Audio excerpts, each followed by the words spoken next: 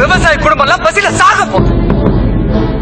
5000 கோடி எப்படி 5000 கோடி கடன் வாங்கின ஒரு பியர் ஃபேக்டரி ஓனர் என்னால அந்த கடனை கட்ட முடியலன்னு கை தூக்குறான்.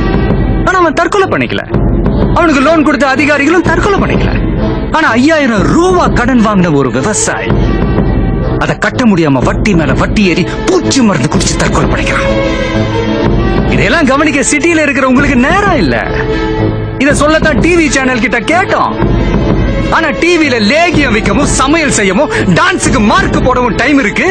ஒரு கிராமம் அழிய போறத சொல்ல 2 நிமிஷம் இல்ல.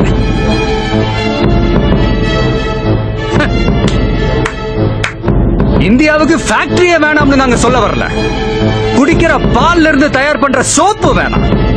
முட்டை மீன் கேரட்ல இருந்து எடுக்கிற ஃபேர்னஸ் கிரீம் வேணாம். தக்காளி ஆரஞ்சு பாதாம்ல தயாரிக்கிற அழகு சாதன ஃபேக்டரி வேணாம். இந்தியாவுல விட்டமின் குறைபாடுனால ஒரு நாளைக்கு 5000 குழந்தைங்க இறந்து போறாங்க. ஒரு நாளைக்கு.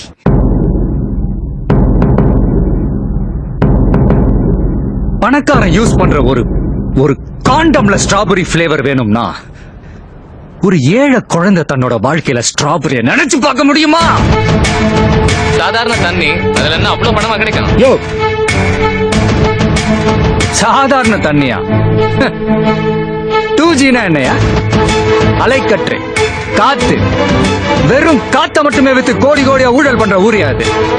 செல்போன் ஆடம்பரம், தண்ணி அத்தியாவசியம்.